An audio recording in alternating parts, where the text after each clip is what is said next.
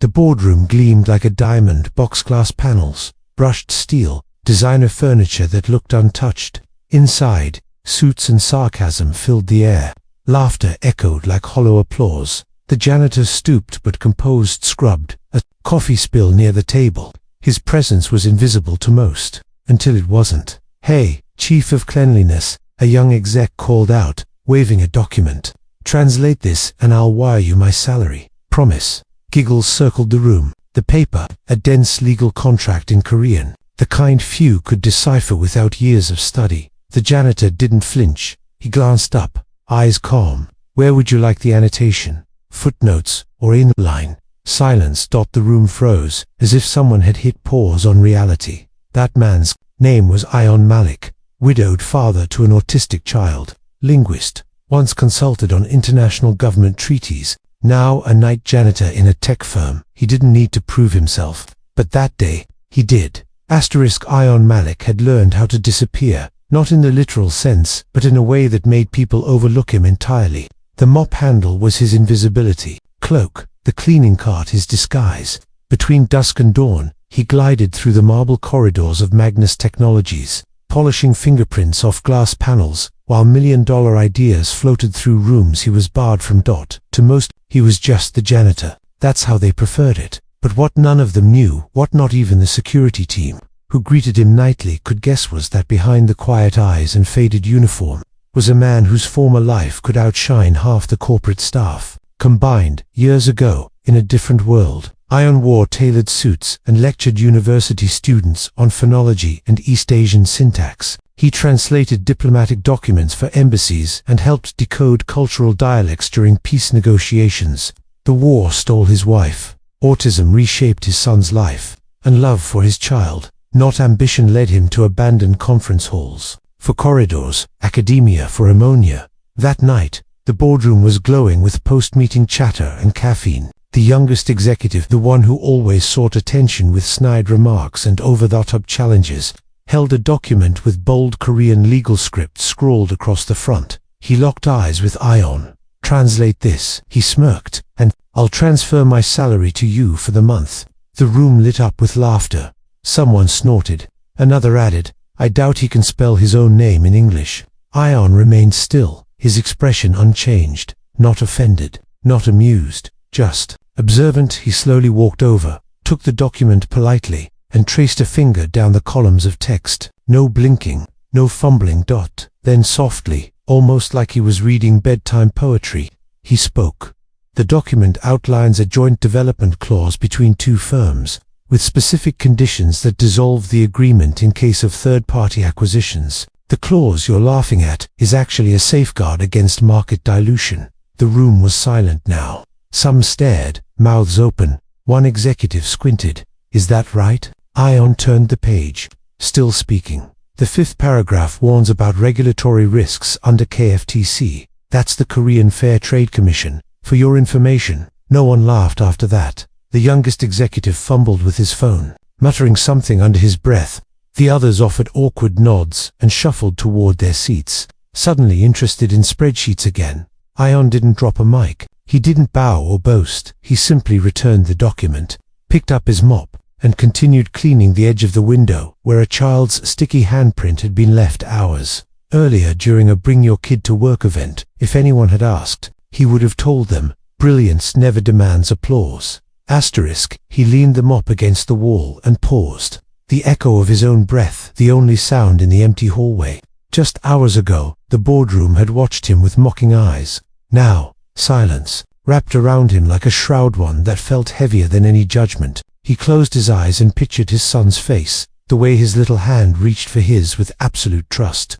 That simple memory steadied him, steeled him for what lay ahead. Before he stepped into the bright office floors each night, Ion Malik had learned another kind of preparation: how to soothe a child who saw the world in bursts of color and patterns, how to hold him when the lights flickered too quickly or a sudden noise sent him spiraling. Those moments had become their secret sanctuary, a world where his credentials meant nothing and his love meant everything. In that realm, Ion was simply Dad. Tonight, though, a question spun in his mind. Could the same quiet confidence that coaxed his son back from a panic attack carry him through the whispered doubts that still surfaced in his own heart. He pushed his cart past glass doors that reflected an unrecognizable man framed by the dim corridor lights. Uniform spotless, badge pinned square. The face looking back had eyes too tired for his age, yet in those eyes burned an intensity no clean hallway could extinguish. He unlocked the supply closet and let out a slow breath, gathering handfuls of rags as if readying himself for battle. His phone buzzed in his pocket. A text from Emily. "Dad, I drew a picture. It's us. You're big and strong." Ion smiled. 6-year-olds believed in heroes. He wanted so badly to live up to her belief. A knock at the closet door startled him. The night security guard, Jorge, poked his head inside. "Everything okay, Ion?" Jorge asked, concern folding his brow. He'd been working these shifts long enough to notice the smallest shift in anyone's demeanor. "Fine," Ion replied, voice low. "Just ... thinking." Jorge nodded. "You ever want to talk, man? You know where to find me." He tipped his flashlight at a slight angle, an unspoken promise of camaraderie. Before disappearing into the darkened hall, he added quietly, "You did good tonight in there." Ion's throat tightened. "Thanks," he murmured. The guard's kindness was like a rare gift in a place built on competition. He pressed the closet door shut and leaned back, shutting out the corridor's fuzz. Alone, the weight of his double life pressed in. Days earlier, Ion had walked through the same gleaming lobby, coffee in hand, rehearsing for an interview that would change everything. The company's head of communications, impressed by his resume, had called him in to discuss a freelance translation project, something discreet and short-term, yet well paid. For the first time in months, Ion dared to imagine a return to work he loved, a way to provide better therapy for Emily. But with the interview scheduled for next week, he hesitated to tell her. He didn't want her to stress, or worse, to hold her breath and then watch him fall again. Memories of the day his wife died flooded him. The accident had been sudden, a slick road, an out-of-control truck. In one heartbeat, the woman who had been his partner in every sense was gone. Ion barely remembered the funeral. He was numb, moving through rituals as if trapped behind glass. His son refused to eat. Doctors said he regressed, his world too small and too bright without his mother's gentle guidance. Ion traded lecture halls for night shifts, a professor's podium for a mop. He told himself it was temporary, that they needed the flexibility of night hours so Emily could keep her daytime therapy. Yet months slipped into a year, and still he wore the janitor's uniform. Tonight, though, something tugged at him, whispered that his destiny wasn't confined to cleaning footprints. That little spark had flared in that boardroom when laughter died. He had the power to change the narrative, not just for himself, but for every overlooked soul wandering corporate corridors. The closet door clicked open. Ion gathered himself and stepped back into the hallway. He wheeled his cart toward the elevators, but paused when the lights above a side door blinked red. The sign read Conference C. Inside, voices drifted, 3 of the executives from earlier, voices low and urgent. Curiosity pricked him. He'd already proven his skill. Perhaps he could learn what plan was unfolding. Quietly, he edged closer, stopping a few feet away from the frosted glass. The glass etched with the company logo blurred their shapes. He heard the youngest exec say, "We can't have him working on that project. If he translates this draft, he'll expose us. I'm telling you, he doesn't belong."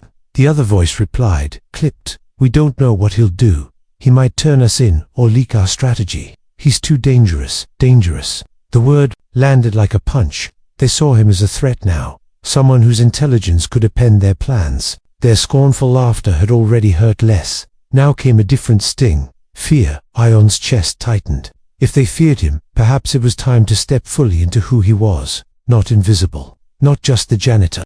He had choices. Dotted the elevator. He found Jorge, idly scanning monitors. "You heard that?" Ion whispered, indicating the side door. Jorge frowned. "Sounds like they're talking about you. You want to confront them?" Ion shook his head. "Not yet. I want to hear everything." Moments later, the execs emerged, stretching documents across a nearby table.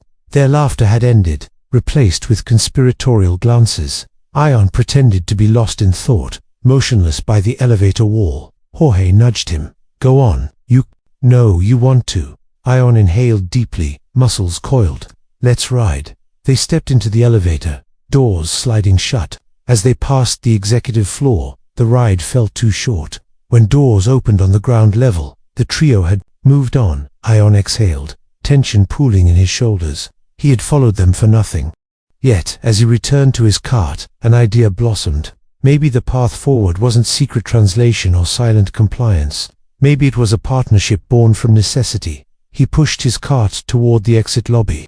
Through the glass he saw dawn's first light creeping across the city's skyline. Ion paused, placing a rag over the chrome railing and watching the sun rise. In that moment, he made a decision.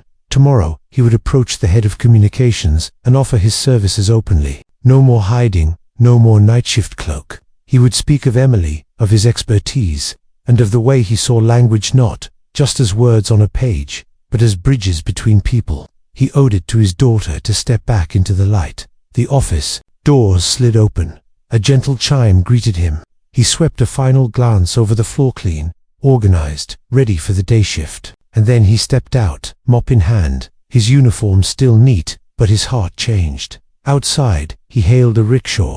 He climbed in and pulled out his phone. He typed a message to the head of communications. "Good morning. Thank you for the interview invite. I'd like to meet this afternoon to discuss translation services and a proposal I've drafted. I believe I can offer more than you expect." He hit send before second-guessing. Emily's drawing pinged again. "I love you, Daddy." Ion's fingers hovered over the dim screen. He whispered, "I love you too, Pumpkin. Daddy's coming back." And for the first time in a long time, he believed it, as the rickshaw rattled through streets waking to hustle. Ion imagined the possibilities. Translation that built understanding instead of barriers, partnership instead of prejudice, hope instead of fear. He pictured Emily's face when he walked through the door that afternoon, not in a uniform of blue and gray, but in a crisp shirt and tie. A hero, shining again. He pressed his forehead to the window glass, watching the city blur into promise. Whatever came next, he was ready to meet it. Because he had found his voice and he would never let it be silent again. The glass door chimed as Ion stepped into the lobby, and his pulse spiked. Today's meeting wasn't just another freelance gig, felt like the hinge upon which his entire future might swing.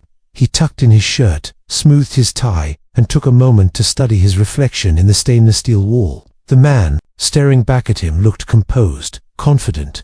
No hint of the janitor's uniform he'd traded for this borrowed attire. No trace of the mop that had become his nightly companion. He rode the elevator in near silence, a single button lit beside him. Oddly, an old memory flared. Lecturing filled auditoriums about the beauty of characters. How Hangul, with its elegant circles and straight lines, could convey agreements that shaped nations. That same expertise had earned him this meeting, yet today he felt its weight more than its promise. The doors opened to a corridor bathed in warm light. At the end, a glass-walled office bore the nameplate, Serena Park, head of communications. He took a steadying breath and knocked. A slender woman rose from behind a sleek desk, her dark hair caught up in a casual bun. Her gaze measured him, polite, but exact. "Mr. Malik," she said, extending a hand. "Thank you for coming on such short notice." Her voice was calm, professional, but carried an undercurrent of curiosity. "Thank you for inviting me," he replied, shaking her hand firmly. "I appreciate the opportunity." She gestured to a chair. "We're preparing a major press release for our expansion into Seoul and Busan. We need precision and cultural sensitivity. We'd like to see if you can deliver on that." Ion settled into the seat, letting the pressure drain from his shoulders. "I prepared a brief proposal," he said, placing a slim binder on her desk. Inside lay a sample translation side by side, English and Korean, annotated with cultural notes, footnotes on legal nuances, even a section on possible PR pitfalls unique to each region. Serena flipped through the pages, her eyebrows rising. "Most freelancers only give us translations. You've gone further: risk analysis, tone adjustments, even alternative phrasings for headlines." She tapped a sentence. "This collaboration cements our foothold in the Asian market." You adjusted foothold to strategic alliance. That's subtle but significant. He nodded. Certain words in Korean carry heavier connotations. Foothold could imply territorial aggression, which we want to avoid in Asia's delicate economic landscape. He paused. "I believe language is more than semantics. It's about building trust." Her lips curved in a small smile. "I like your vision. but your rate is higher than most. We've never budgeted for such comprehensive work." He leaned forward, earnest. "I understand budget constraints, but consider the cost of a misstep. A single mistranslated clause could trigger regulatory red flags, spooking investors. If only one press outlet interprets us incorrectly, the fallout could be immense." He met her eyes. "I offer not just translation, but insurance against those mistakes." Serena studied him, then reached for her phone. She scrolled through a few texts, paused, and set it down. "I'll be honest. There was some concern about your background, that you were a janitor here last night." Her tone was neutral, but the weight of her words landed like stones. Ion's heart clenched for a moment. Then he relaxed. "That role doesn't diminish my experience. It simply gave me perspective on humility, resilience, and the power of quiet commitment. I learned more about people cleaning up spills than I did lecturing at a podium." He allowed himself a brief, knowing smile. "In every role, I bring the same rigor." Serena watched him for an extra beat, then glanced down at the binder again. "All right, let's do a trial run. I'll send you the draft in an hour. We'll see how it goes." He rose to leave, offering a bow of gratitude. "Thank you, Ms. Park. I won't let you down." Moments later, back in the empty supply closet, Ion exhaled. The trial run was his chance to prove that a man with a mop could wield words as deftly as any corporate wolf. He loaded his phone with the draft Serena would send and reviewed his notes on legal phrasing, cultural etiquette, even color symbolism. In logo backgrounds, details most translators ignored. He stepped out under the fluorescent lights, nostrils filling with the faint scent of cleaning solution and office coffee. He found Jorge at the security desk. "Big news," he said, voice low. "I've got a trial assignment." Jorge's grin was wide enough to light the hall. "That's fantastic, man. Show them what you've got." Ion nodded, heart humming. He retreated to a quiet corner, pulled up the draft email, and began the translation. As he worked, hours melted away. Each phrase, a brushstroke, each note a safeguard. He double-checked legal terminology, cross-referenced recent Korean regulatory updates, and even added a sidebar suggestion for how Magnus could localize its brand name for better phonetic appeal. He hit send just as the sun's first rays peeked over the skyline. In less than 2 hours, his polished translation landed in Serena's inbox. Within minutes, his phone buzzed. A new message from her. "Exceptional work. I'll forward this to the leadership team and copy you in. Let's meet tomorrow to discuss next steps." Serena Ion's chest swelled. He tucked his phone away, grabbed the mop, and walked through the hall. Every floor felt lighter now, every glass panel a mirror reflecting possibility. The city outside was waking, unaware that somewhere in its heart, a father was rebuilding his world one word, one chance at a time. Asterisk. He stared at the email notification blinking insistently on his phone screen. The subject line, a single word that felt like a thunderbolt presentation. His chest tightened as he tapped it open. The leadership team wanted him to stand before the entire board tomorrow morning to explain his translation strategy for the Soul expansion. In less than 24 hours, he would transform from background figure to center stage, and every fiber of his being buzzed with equal parts dread and determination. All night, he replayed the moment when Serena Park delivered the news. "The board was impressed with your trial. They want you to walk them through the document and answer questions." In real time, her calm voice had sounded supportive, but Ion knew the truth. He was the wild card in a room full of polished executives. Some would cheer him on, others would look for reasons to discredit him. The corridors of Magnus Technologies seemed narrower this morning. As he swept the marble floor, his reflection in the glass walls fractured with each stroke of the mop. He imagined those executives watching him, wondering if the quiet janitor who spoke fluent Korean could also hold his own against tough questions about legal nuances and cross-cultural perceptions. When he finally left the building at dawn, the city was already scorching beneath a July sun. He hailed a rickshaw, clutching a folder filled with rehearsal notes. As it rattled through traffic, he allowed himself a moment of vulnerability. He texted Emily, "Big day tomorrow, pumpkin. Remember, Daddy's always proud of you."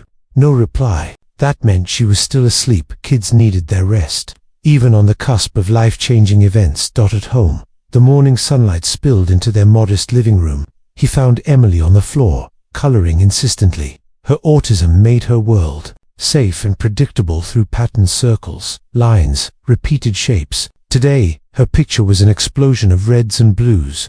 Ion crouched beside her and kissed her forehead. "That's beautiful, sweetheart," he said. She glanced up with luminous eyes. "You'll shine tomorrow, Daddy," she declared solemnly. His heart stuttered at her unwavering faith. He played out the boardroom again while Emily packed her therapy bag for the day. Could he answer questions about Korean regulatory bodies on the fly? Could he explain the cultural importance of harmony in phrasing without sounding like a textbook? Could he prove that his time behind a mop had only sharpened, not dulled, his mind? Back at the office that evening, the night shift hummed to life. He slipped into the empty supply closet, laid out his materials on the small shelf, and practiced his opening lines. He would start by acknowledging his unusual journey. "Good morning, everyone. You might know me as the janitor you pass by. Each night I know what it's like to be invisible, ... He paused, feeling the words settle. That self-deprecating hook would let him own his past before diving into strategy. By 10 p.m., he needed a break. He stepped into the break room, where Jorge was sipping coffee. "You look tired," Jorge observed kindly. Ion smiled wryly. Tired and thrilled. Presentation nerves. He confessed his worry that someone on the board might openly question his credentials. Jorge leaned back, arms crossed. "Let them question. You've earned your spot. Show them how your perspective adds value they couldn't get from a polished consultant." His words felt like armor. The next morning, the lobby buzzed with executives arriving early, crisp suits and power breakfasts in hand. Ion smoothed his shirt and tie one last time before stepping into Serena's glass office. She offered an encouraging nod. "They've cleared 30 minutes. You'll be great." He exhaled and walked down the hallway toward the boardroom, each step echoing like a drumbeat. The room was vast, glass table reflecting the ceiling lights like a runway. At its head sat the chairman, a stoic man with silver hair and appraising eyes. Around him circled familiar faces, heads of finance, legal, marketing, and a few who glanced at him with thinly veiled amusement. He set his folder on the table and cleared his throat, feeling every gaze settle on him. "Good morning," he began, voice steady. "Thank you for this opportunity." He allowed a brief silence, letting the unexpected courtesy register. Then he spoke of Seoul and Busan, of consumer trust, hinging on nuanced language, of potential regulatory pitfalls hidden in the first draft. He flipped to a slide, comparing literal translations with culturally adapted ones. Heads turned, pens scribbled, but halfway through, the finance director raised a hand. "Mr. Malik, this level of detail is impressive, but isn't it overkill? We're simply localizing a press release." His tone implied that Ion's work was superfluous. The room shifted, waiting for an answer. Ion met the director's gaze. "With respect, localization isn't just swapping words, it's shaping perception. Consider the word guarantee. In Korean, it invokes legal liabilities that could trigger consumer lawsuits if not handled carefully. A mistranslation might land us in court rather than headlines." He pointed to a footnote in his binder. "I've outlined a safer alternative with identical meaning but lower legal exposure." Silence. Then a murmur rippled across the table. The chairman leaned forward. "Thank you. Please continue." Encouraged, Ion marched through the rest of his presentation, fielding questions about $20 million in projected PR costs, about nuanced phrasing around joint ventures, about potential backlash on social media. Each time someone challenged him, he responded not with defensiveness, but with examples, cases where misused words had tanked international launches, where proper phrasing had sealed billion-dollar deals. By the end, the room sat back, tension replaced by curiosity. Serena gave him a discreet thumbs-up from the side. He closed with a final slide, a side-by-side comparison of headlines, one literal, one culturally tuned on, the projected consumer response rates. "Language is a bridge," he concluded. "Build it thoughtfully, and it will carry us over any cultural divide." The chairman tapped the table once, a signal that sent ripples of relief through Ion. "We're impressed," he said. "We'd like to proceed with your full proposal. Prepare a 3-month plan detailing deliverables, milestones, and cost breakdown." Ion exhaled, unable to stop the grin spreading across his face. He thanked them, gathered his materials, and stepped out into the hallway. Every pane of glass now felt like a mirror reflecting possibility. When he returned to the supply closet that evening, he found Jorge waiting. How did it go? The guard's question felt like the sun breaking through clouds. AYAN sank onto a crate. They accepted it. 3-month contract. He shook his head in disbelief. I did it. Jorge laughed, not mockingly, but with genuine joy. I knew you would.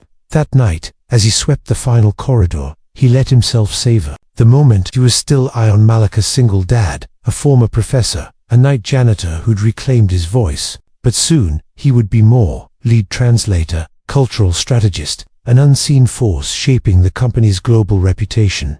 Outside, the city lights shimmered like stars grounded in asphalt. He paused by the window, watching cars speed past. Emily's drawing felt heavy in his pocket, the one she sent this morning of her daddy as a hero with a cape.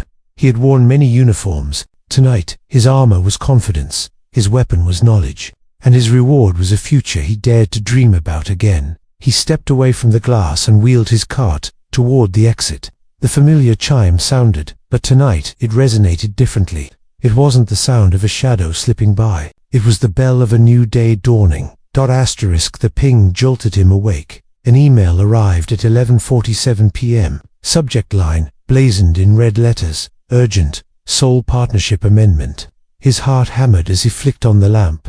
2 hours before midnight, the Korean legal team had flagged a critical flaw in Article 12 of the draft. If that clause stayed unchanged, Magnus would lose millions in funding. The entire expansion would stall. Ion raced to his makeshift home office, strewn with Emily's colored pencils and his wife's old laptop. He skimmed the message. Ambiguous liability language could expose us to breach of contract lawsuits. Please translate and clarify the addendum by 6 a.m. sharp. 6 hours to read, interpret, and rewrite an 8-page legal annex that even native lawyers found tricky, enough to tangle the best corporate team, let alone a lone translator janitor, juggling bedtime stories and mop schedules. He glanced at the clock. Midnight. He'd promised Emily a new fairy tale before sleep. She was already dozing on the couch, clutching her favorite stuffed rabbit. He slipped the phone into his pocket, kissed her forehead, and whispered, "Daddy's on a mission. I'll be back soon." Her small hand tightened around his shirt before she drifted into dreams of dragons and heroes. He grabbed a fresh cup of coffee and dove into the dense legal prose. Paragraph by paragraph, he dissected every clause. He replaced vague terms with precise Korean legal equivalents, added explanatory footnotes on local regulatory risks, and suggested alternative wording that preserved Magnus's liability limits. Halfway through, his phone buzzed again, this time from the finance director who'd once doubted him. "Are you sure you can handle this overnight? We might have to pull in outside counsel." Ion's chest stung, but he replied calmly, "I'll deliver before dawn." As the minutes ticked past 2 a.m., his living room turned into a battleground of scrunched-up drafts and coffee-stained printouts. He paused to remember his wife, a human rights lawyer who taught him that every word carried weight and every life hinged on accuracy. He breathed her memory in and sharpened his pencil, weaving cultural nuance into dry legal jargon. Just before 4 a.m., his phone rang. It was Serena. "They're panicking upstairs," she said quietly. "The board meeting starts at 8. They need the final version by 7. Panic flickered in her voice, her calm veneer cracked. "If we miss this, they'll accuse us of sloppiness. Please hurry." Ion stood, muscles protesting after hours hunched over his desk. He imagined Emily waking up without the ride to school he'd promised. He couldn't let her down. His fingertips danced across the keyboard. He reviewed each section, then drafted a 1-page summary highlighting every change in its rationale so even non-legal executives could grasp the stakes. At 5:59 a.m., he hit send. A single file. Sol_addendum_revision_final_kr. In the silence that followed, his phone buzzed almost immediately with a thumbs-up emoji from Serena and a terse message, "You're a lifesaver." Relief washed over him in waves, dissolving the exhaustion into something electric. He showered, changed into a crisp shirt, and dashed out the door. The rickshaw rattled him through dawn traffic as the city yawned awake. Seconds before 7 a.m., Serena's follow-up arrived. "Board approved all changes. We closed the deal today. Expect an invite for your keynote." When he finally switched off his phone at 8:15, he found Emily in the kitchen, humming a song and drawing another picture of her hero dad. He scooped her up, smelling the faint hint of pancake batter. "I did it." he whispered, tears pricking. "We did it." She beamed. "You never fail." He held her tight, heart swelling. From janitor's cart to corporate lifesaver in a single night, Ion knew this victory was more than professional redemption. It was proof that love, persistence, and quiet expertise could rewrite any destiny. As they settled at the table, his mind raced with the next challenge and he smiled. "Ready?" The moment the auditorium lights dimmed, a hush unlike any he'd ever known settled over the crowd. Rows of executives, investors, even some of the very translators who once doubted him, leaned forward. Ion felt his heart pound not with fear, but anticipation. This stage, once unimaginable, was now his platform to close the circle he'd begun months ago, with a mop and a whisper in a boardroom. He stepped into the spotlight, the gentle hum of projectors flickering over screens behind him. One slide showed the city's skyline he'd once cleaned beneath. Another, Emily's drawing of her father as the great word warrior. He paused, letting the images sink in. The silence pressed in, but it wasn't threatening, it was expectant. He opened with the same line he'd rehearsed in empty corridors. "You may know me as the janitor who cleaned your spills. Tonight, I'd like to share how language can clean the gaps between us." A soft chuckle rippled through the front rows, easing the knot in his chest. Then he spoke of beginnings, of a professor who taught students to find the music in grammar, of a widower who traded lectins for cleaning carts so his daughter could keep her daytime therapies. He described the first trial translation, the boardroom challenge that revealed his true worth, and the midnight race to save a multi-million-dollar deal. With each anecdote, the room shifted. He wasn't just telling a story, he was unraveling the blueprint of empathy. He showed side-by-side comparisons of literal versus localized campaigns, demonstrating how a single word could spark connection or ignite misunderstanding. He recounted how a mistranslated clause once cost an international charity its credibility. Then how his late-night edits ensured smooth regulatory approvals for Magnus's new Korean branch. By the time he reached the final slide, a simple phrase, rendered beautifully in both English and Korean, eyes were misty. He spoke softly. "Words carry weight. They can build walls or bridges. I choose to build bridges, one sentence at a time." Silence reigned for a heartbeat before the room erupted in applause that echoed like thunder through the hall. Offstage, Serena caught his eye and mouthed, "Bravo." The chairman rose, applauding with genuine warmth. The finance director, who'd once questioned his value, now clapped alongside them, respect shining in his gaze. Ion allowed himself a small bow, gratitude spilling over. That evening, as the celebration spilled into the executive lounge, Ion hovered at the edge, still the janitor at heart. Jorge found him by the coffee station. "Thought I'd find you here," Jorge said, handing him a cup. "You earned it."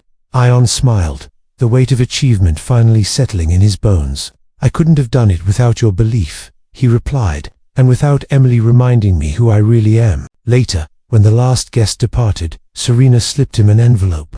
Inside lay a formal offer, lead cultural consultant, full-time, with a team and resources.